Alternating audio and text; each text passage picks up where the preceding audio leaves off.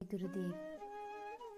हमने पिछले भाग में भगवान दत्तात्रेय के 5 गुरुओं के बारे में जाना था, जिसमें पृथ्वी, वायु, आकाश, जल और अग्नि थे। आज हम भगवान दत्तात्रेय के आगे के गुरुओं के बारे में जानेंगे। भगवान दत्तात्रेय राजा यदु से कहते हैं, राजन, मैंने चंद्रमा से यह शिक्षा ग्रहण की है कि यद्यपि जिसकी गति नहीं जानी जा सकती, उस काल के प्रभाव से चंद्रमा की कलाएं घटती बढ़ती रहती हैं। तथापि चंद्रमा तो चंद्रमा ही है, वह न घटता है न बढ़ता है। वैसे ही जन्म से लेकर मृत्यु पर्यंत जितनी भी अवस्थाएं हैं, सब शरीर की हैं। आत्मा से उनका कोई भी संबंध नहीं है। जैसे आग की लपट अथवा दीपक की लौ जो क्षण क्षण में उत्पन्न और नष्ट होती रहती है, उनका यह क्रम निरंतर चलता रहता परंतु दिखाई नहीं पड़ता। वैसे ही जल प्रवाह के समान वेगवान काल के द्वारा क्षण क्षण में प्राणियों के शरीर की उत्पत्ति और विनाश होता रहता है, परंतु अज्ञानवश वह दिखाई नहीं पड़ता। सूर्य। राजन, मैंने सूर्य से यह शिक्षा ग्रहण की है कि जैसे वे अपनी किरणों से पृथ्वी का जल खींचते और समय आने पर उसे बरसा देते हैं, वैसे ही योगी पुरुष इंद्रियों के द्वारा समय पर विषयों का ग्रहण करे और समय आने पर उनका त्याग, उनका दान भी कर दे। किसी भी समय उसे इंद्रियों के किसी भी विषय में आसक्त नहीं होना चाहिए। राजन, स्थूल बुद्धि पुरुषों को जल के विभिन्न पात्रों में प्रतिबिंबित हुआ सूर्य उन्हीं में प्रविष्ट सा होकर भिन्न भिन्न दिखाई पड़ता है, परंतु इससे स्वरूपतः सूर्य अनेक नहीं हो जाता। वैसे ही चल अचल उपाधियों के भेद से ऐसा जान पड़ता है कि प्रत्येक व्यक्ति में आत्मा अलग अलग है, परंतु जिनको ऐसा मालूम होता है उनकी बुद्धि मोटी है। असल बात तो यह है कि आत्मा सूर्य के समान एक ही है, उसमें कोई भेद नहीं है। कबूतर। राजन, मैंने कबूतर से जो सीखा वह अब तुम्हें बताता हूँ। किसी जंगल में एक पेड़ पर कबूतर के जोड़े ने अपना घोंसला बना रखा था।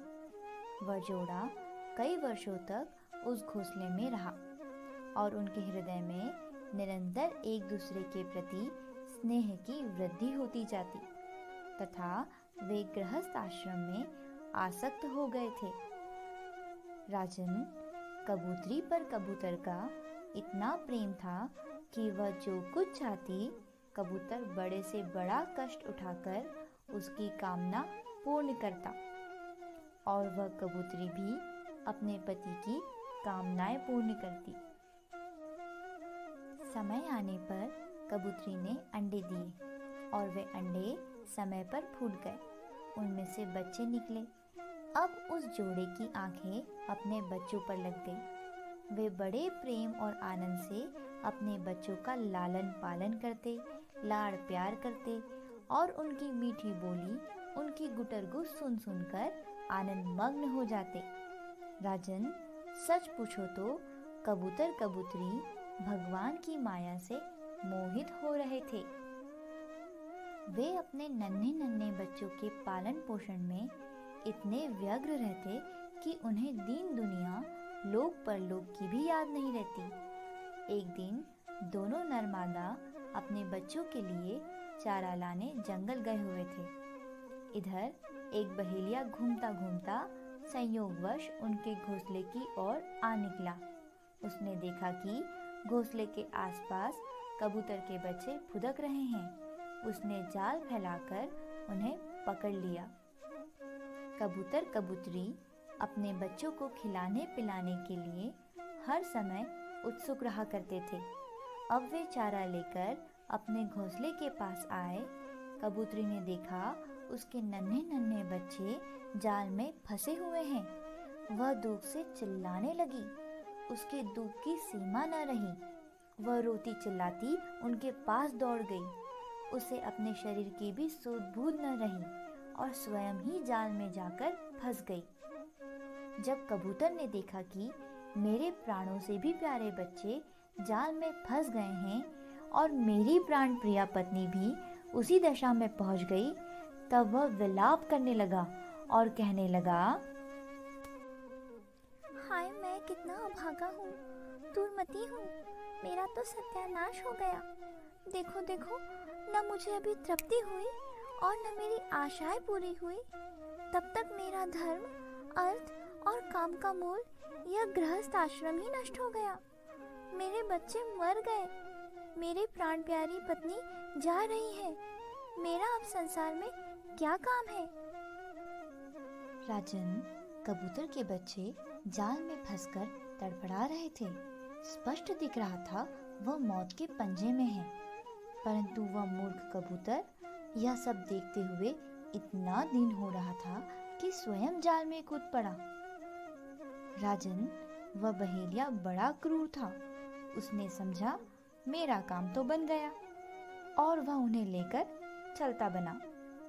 जो कुटुंबी हैं, विषयों और लोगों के संग साथ में ही जिसे सुख मिलता है एवं अपने कुटुंब के भरण पोषण में ही जो सारी सुध-बूध खो बैठा है, उसे कभी शांति नहीं मिल सकती।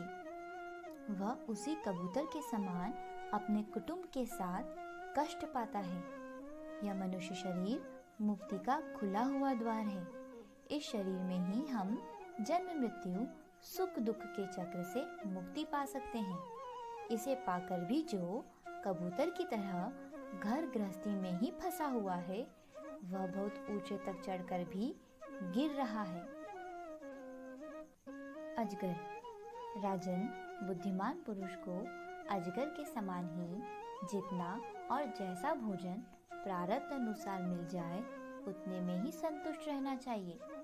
निद्रा रहित होने पर भी सोया हुआ सा रहे, अर्थात कर्मेंद्रियों के होने पर भी उनसे कोई चेष्टा न करे। राजन, मैंने अजगर से यही शिक्षा ग्रहण की है। समुद्र। साधक को सर्वदा प्रसन्न और गंभीर रहना चाहिए। उसका भाव अथाह, अपार और असीम होना चाहिए। किसी भी निमित्त से उसे व्याकुल नहीं होना चाहिए। ठीक वैसे ही जैसे ज्वार भाटे और तरंगों से रहित शांत समुद्र।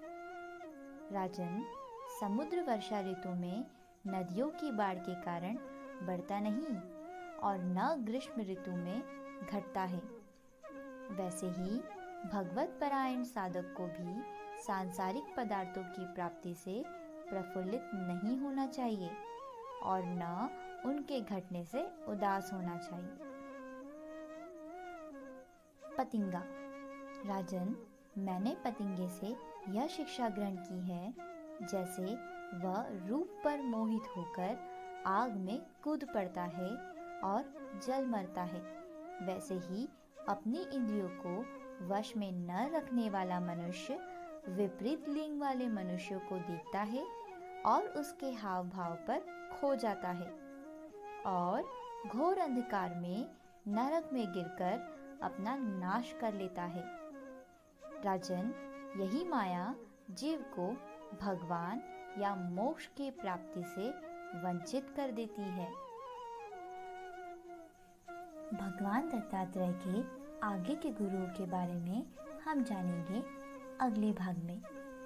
जय गुरुदेव।